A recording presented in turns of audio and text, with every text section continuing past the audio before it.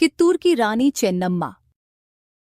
रानी चेन्नम्मा निडर, साहसी और युद्ध कला में निपुण थीं। रानी की वीरता, साहस, स्वदेश प्रेम, उदारता और उत्सर्ग ऐसी विशेषताएं हैं जिनसे हम बहुत अधिक प्रभावित हैं। इसका कारण ये है कि सीमित साधन होते हुए भी स्वाधीनता के लिए इतना साहस दिखाकर रानी चेन्नम्मा ने अद्वितीय उदाहरण प्रस्तुत किया है। रानी चेन्नम्मा भारतीय इतिहास में कर्नाटक की लक्ष्मीबाई के रूप में प्रसिद्ध हुईं। भारतवर्ष की भूमि वीरों और वीरांगनाओं की भूमि रही है। हमारी प्राचीन शासन व्यवस्था के साथ साथ हमारे पूर्वजों की निष्ठा, नैतिकता, शौर्य व स्वाभिमान की कहानियां आज देश का बच्चा बच्चा जानता है।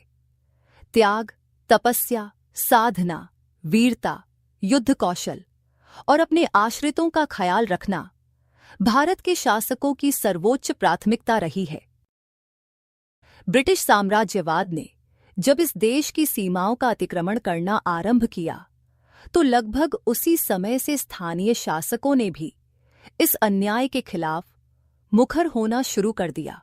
अंग्रेजी हुकूमत ने जब इस देश को अपने कायदे कानूनों में जकड़ना चाहा तो हर तरफ के स्वाभिमानी शासकों ने इसका विरोध शुरू किया। अंग्रेजों ने अपने अत्याचारों की शुरुआत अलग अलग नीतियां बनाकर करनी चाहिए। इसी क्रम में उन्होंने दत्तक पुत्र के राज्याभिषेक को गैर वैधानिक बताने के लिए एक नीति की घोषणा की, जिसे हड़प नीति के नाम से जाना गया। कागजी तौर पर तो इस हड़प नीति की शुरुआत सन 1848 ईजा में सतारा से हुई थी, लेकिन इससे पहले भी कई बार अंग्रेजों ने इस नीति को अपनाकर कई राज्य हड़प्पे थे। जब कभी दत्तक पुत्र और हड़प नीति जैसे शब्दों का प्रयोग किया जाता है तो अक्सर हमारे मस्तिष्क में भारत की वीरांगना झांसी की रानी लक्ष्मीबाई का नाम आता है, जिन्होंने उत्तर भारत में अंग्रेजों से जमकर लोहा लिया। जब हम दक्षिण भारत के इतिहास पर दृष्टि डालते हैं तो हमारा परिचय लक्ष्मीबाई जैसी ही एक और महारानी से होता है, जिन्होंने अपने अदम्य साहस और युद्ध कौशल के बल पर अंग्रेजों से लोहा लिया था। इन्हें हम रानी चेन्नम्मा के नाम से जानते हैं। खनिज संपदाओं से संपन्न विजयनगर जैसे साम्राज्य को अपने अंक में दुलारने वाली राजा कृष्णदेव राय की भूमि कर्नाटक के बेलगावी जिले के कक्काती नामक स्थान पर 23 अक्टूबर 1770 को एक बालिका का जन्म हुआ, जो बाद में कित्तूर की रानी बनी और भारतीय इतिहास में कर्नाटक की लक्ष्मीबाई के नाम से प्रसिद्ध हुई। आज संपूर्ण भारतवर्ष में उन्हें आदर के साथ रानी चेन्नम्मा के नाम से जाना जाता है।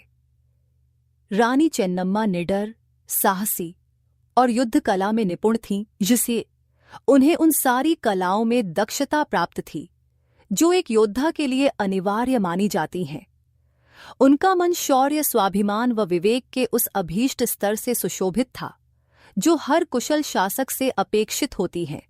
तीरंदाजी, घुड़सवारी, तलवारबाजी जैसे अन्य कलाओं में निपुण रानी चेन्नम्मा की शादी देसाई वंश के राजा मल्ला सारजा से कित्तूर राजघराने में हुई थी। सामान्य से विशेष बनकर इतिहास के पृष्ठों पर अंकित होने के लिए जो यात्रा अनिवार्य होती है, वह परीक्षा के कई कठोर रास्तों से गुजरकर पूरी होती है।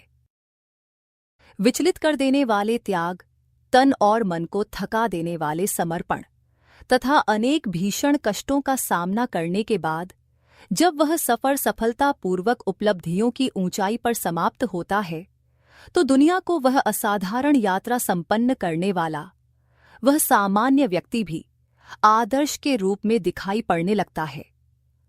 रानी चेन्नम्मा का जीवन भी इसी प्रक्रिया से गुजरा, जिसके परिणाम स्वरूप आज उनके निधन के अनेक दशकों बाद भी वीरांगनाओं में उनका नाम अग्रणी है।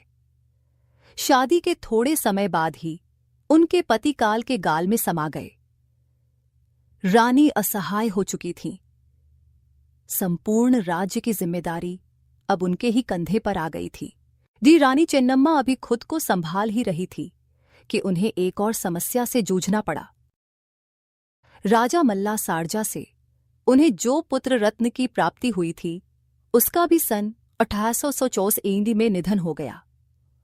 पति और पुत्र को खोने के बाद निजी जीवन में रानी की पीड़ा असहनीय थी, लेकिन एक रानी के रूप में उनके सामने और भी अनेक बड़ी चुनौतियां थीं। स्वयं को संभालने के साथ साथ उन्हें उस राज्य को भी संभालना था जो अब उनकी प्रमुख जिम्मेदारी थी। रानी चेन्नम्मा ने शिवलिंगप्पा नामक बालक को गोद लिया तथा उसे अपना वारिस घोषित कर दिया। इस घोषणा को अंग्रेजी हुकूमत ने मान्यता नहीं दी तथा इसे अवैध घोषित कर दिया। कि अंग्रेजी सरकार ने शिवलिंगप्पा को निर्वासित करने का आदेश दिया। रानी ने अंग्रेजों की इस हड़प नीति का खुलकर विरोध किया तथा तत्कालीन बॉम्बे प्रेसिडेंसी के लेफ्टिनेंट गवर्नर लॉर्ड एल्फिंस्टन को एक पत्र लिखा। उस पत्र में रानी ने साफ तौर पर अपने राज्य को हड़प नीति के तहत अंग्रेजों के अधीन करने से इनकार कर दिया। साथ ही साथ उस पत्र में रानी ने यह भी लिखा कि वे ब्रिटिश सरकार द्वारा थोपे गए कर का विरोध करती हैं, उसे चुकाने से इनकार करती हैं।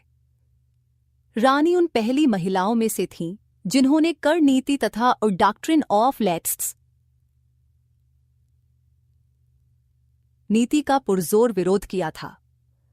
आतताई ब्रिटिश सरकार ने रानी की इस असहमति को अस्वीकार कर दिया और अपनी बात नहीं मानने की स्थिति में सशस्त्र की धमकी दी। रानी के पास अपने राज्य को अंग्रेजों से बचाने के लिए यह अंतिम विकल्प था। रानी ने उस संघर्ष की चुनौती को स्वीकार किया। परिणाम स्वरूप रानी चेन्नम्मा की अगुवाई में कित्तूर और ब्रितानियों के बीच लड़ाई शुरू हुई। उस लड़ाई में कित्तूर की संपदा पर अपना अधिकार कर उसे लूटने की नीयत रखने वाले ब्रितानियों की हार हुई। लगभग 20,000 सैनिकों और 400 बंदूकों के साथ हमला करने वाले ब्रितानियों को बहुत हानि हुई। कित्तूर सेना के वीरों द्वारा अनेक अंग्रेज सिपाही तथा अफसर मारे गए। भयंकर तबाही का सामना करने के बाद ब्रितानियों के माफी मांगने और फिर कभी आक्रमण न करने की शर्त के साथ यह युद्ध समाप्त हुआ और रानी ने उदारता दिखलाते हुए सभी गिरफ्तार अधिकारियों को रिहा करने का आदेश दे दिया। दुष्ट और छली अंग्रेजों को अपनी ही बात से मुकरने में महारत हासिल थी। सिर्फ सत्य के बल पर लड़ने वाली रानी चेन्नम्मा से अंग्रेजों के स्वभाव के आकलन में यहां एक बड़ी भूल हुई थी। कभी न आक्रमण करने का वादा करके जान बचाने वाले अंग्रेजों ने ब्रिटिश अफसर चैपलिन के नेतृत्व में अपनी सेना के साथ एक बार फिर आक्रमण कर दिया। रानी चेन्नम्मा ने इस बार भी अपने सहयोगी संगोल्ली रयन्ना और गुरसिदप्पा के साथ मिलकर बहुत वीरतापूर्वक युद्ध लड़ा, लेकिन इस बार ब्रिटिश सैनिकों की संख्या रानी के सैनिकों से बहुत ज्यादा थी।